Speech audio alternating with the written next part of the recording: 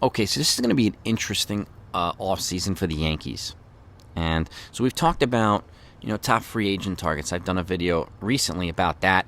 Go take a look at it and let me know what you think. Today I want to talk about their top trade targets this offseason. And I know the season is obviously not over yet, but to me I think it's a relatively small list just because of the guys that they have here now that are kind of ascending. Oswaldo Cabreras and some of these other guys. I could see Peraza up there next year. And it's going to, I think, minimize the need for positional players via trade. Now, I could be wrong. They could have a completely different agenda, but I don't see that really happening. I see this going to be primarily focused on pitching and potentially first base if Anthony Rizzo opts out and signs elsewhere. That's the other key to this, too. Rizzo's got an opt-out, and he needs to sign. He needs to either opt back in or rework a deal or whatever they're going to do, or walk. So that I think they're going to be prepared for one way or another.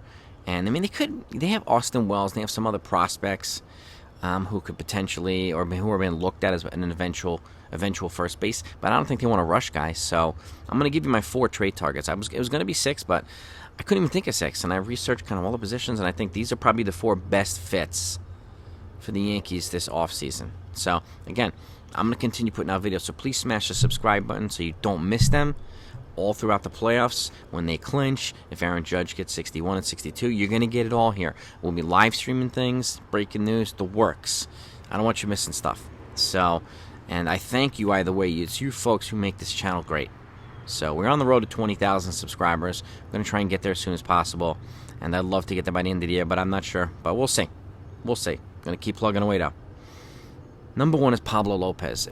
He was already made available.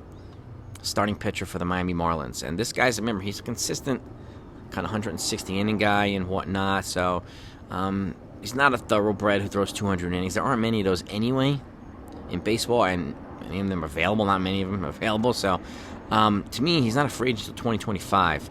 And they did have a tentative, or they were working on a deal with Gleyber Torres and some other guys, but that unfortunately fell through. But again, being a free agency, not being a free agent for 2 more seasons comes with an advantage for the Yankees. They acquired quite a few controllable players at the deadline. Scott Efros is here until 2028. Lou Trevino until 2025. So controllable players in the bullpen is good. And with Michael King coming back, it makes it easier for them to move on from Aroldis Chapman. And I'm actually hearing rumors about him potentially being DFA'd when the season's over. So when that happens, or if that happens, you're going to know about that too. And you'll know about it immediately.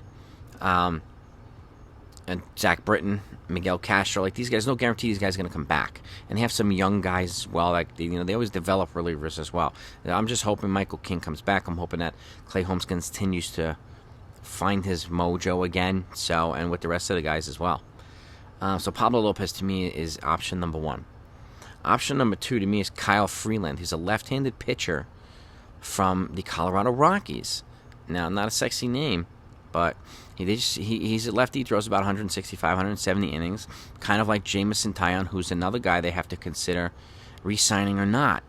Okay, and Luis Severino has a 2023 team option, so they have to make a decision on Severino as well. Now, Severino's been hurt.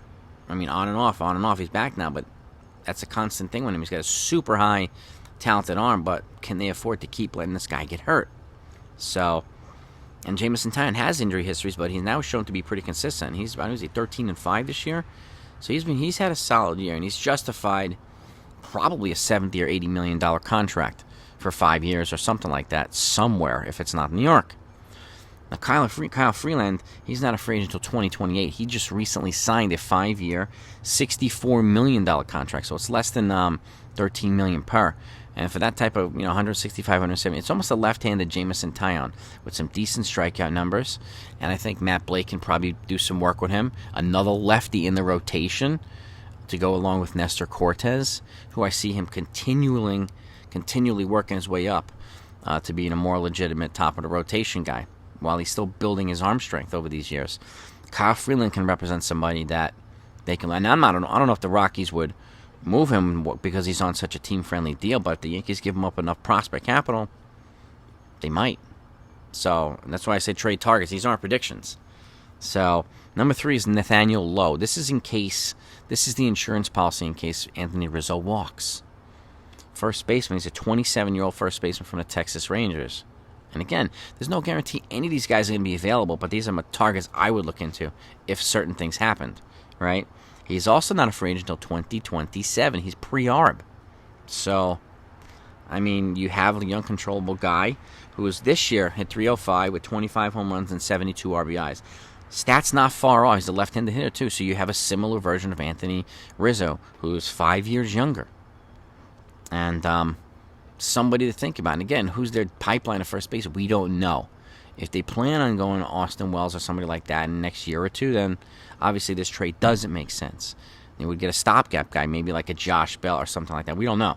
But he seems to be the most logical long-term replacement for Anthony Rizzo at first base. And lastly is David Bednar. We talked about him. Power arm in the bullpen. If I think if they're going to go for anybody in the bullpen, another power arm who's got years and years of control. He's not a free agent until 2027. Bednar. Another guy to add to Efros, add to Severino, add to all these other guys. And to me, he makes the most sense of bullpen targets if they happen to go for one. So that's why I've got 2 starters on here, because I am of the opinion that they need to get 2 starters. Maybe it's via trade. Maybe it's, the prime free agent target for me would be Carlos Rodon. I like DeGrom. I like Verlander, but Rodon's several years younger than both. He's 29.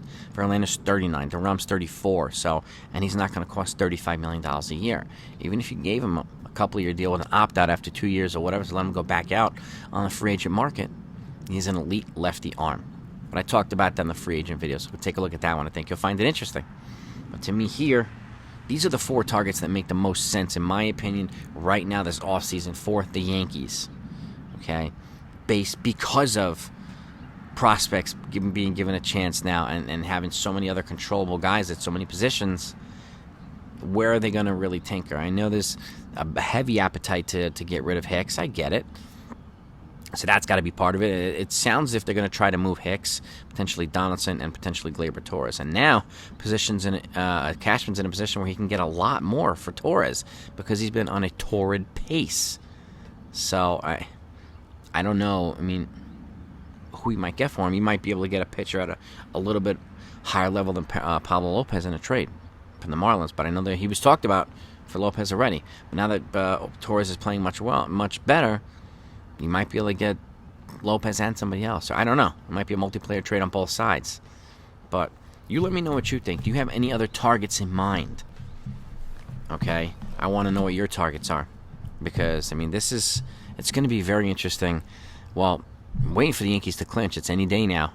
And clinch the division. They've already clinched the playoffs. So once they clinch the division, then it'll be a hell of a lot more comfortable, better feeling heading into the postseason. But it's going to be a really interesting offseason. To keep in mind, the first 5 days after the World Series, each team has an exclusive negotiating right with their own free agents to bring them back. After that 5 days, open season, baby. Teams can negotiate with anybody they want. Start making big offers. And who's going to be at the top of a lot of people's lists? Aaron Judge. And hopefully he's on the top of the Yankees list too. So that's going to be a part of this pie as well. Let's get into it, guys. Talk to you later.